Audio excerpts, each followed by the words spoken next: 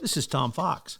I'd like to welcome you to the newest addition to the Compliance Podcast Network, the Compliance Tip of the Day. This is the podcast where we bring you daily insights and practical advice on navigating the ever-evolving landscape of compliance requirements. Whether you're a seasoned compliance professional or just starting your journey, my aim in this podcast is to provide you with a bite-sized, actionable tip to help you stay on top of your compliance game. Join us as we explore the latest trends from the Department of Justice, share some best practices, demystify complex compliance issues to help keep your organization doing business ethically and in compliance, and at the end of the day, more profitably. Tune in daily for your dose of compliance wisdom. Let's make compliance a little less daunting, one tip at a time. Now a word from the sponsor of the Compliance Podcast Network, Ethico. In compliance, the value of anonymous reporting is undeniable. But with Ethico, anonymity doesn't mean a loss of connection. Our blinded, two-way communication fosters an environment of trust and confidentiality, encouraging open and honest dialogue. It's not just about receiving reports. It's about understanding the story behind each one, creating a culture of integrity and respect. Transform your approach to anonymous reporting with Ethico. Begin your journey at ethico.com/CPN, where you can book a demo, access an exclusive white paper by Tom Fox titled The ROI of Compliance, and utilize our free ROI calculator. On today's Compliance Tip of the Day, we take a look at 6 core principles for compliance incentives. Number 1, compliance incentives do not have to be elaborate or novel. There are only a limited number of incentives that a company can meaningfully target. So translate in successful companies are the ones that translate pedestrian-sounding compliance incentive goals into consistent and committed actions. 2, compliance incentives need supporting systems if they are to stick. People take their cues from those around them, but people are fickle and get easily confused, and other goals can quickly drive out compliance incentives. The key point is they are delivered consistently. 3, support systems are needed to reinforce compliance incentives. An important form of support system for compliance incentives is to make them visible. Make sure that incentives also are part of the advancement of an employee's career.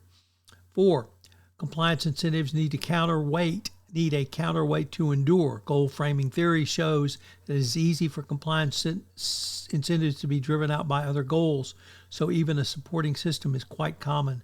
The key is that counterweight has real influence and must hold the leader to account.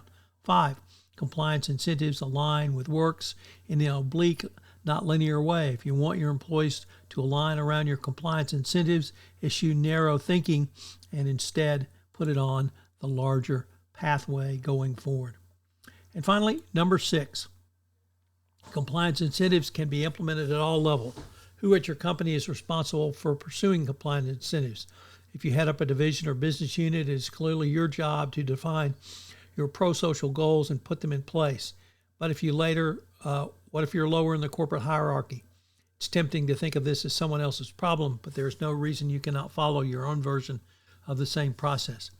Obviously, this list is not exhaustive, yet it is more now important than ever that you demonstrate tangible benefits for your employees to gain benefits both financial and hierarchical for doing business ethically and in compliance going forward. This is something that the Department of Justice and Securities and Exchange Commission have made clear that they expect in a compliance program. You must have this documented, and you must demonstrate real efforts to reward those who do business ethically and in compliance, both with financial incentives and promotions up into senior management.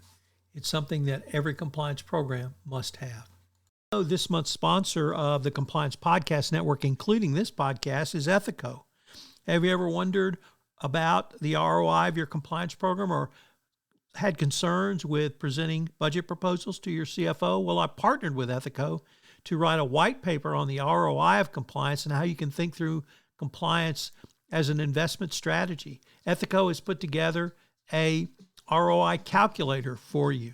Check them out on the website. This is Tom Fox again.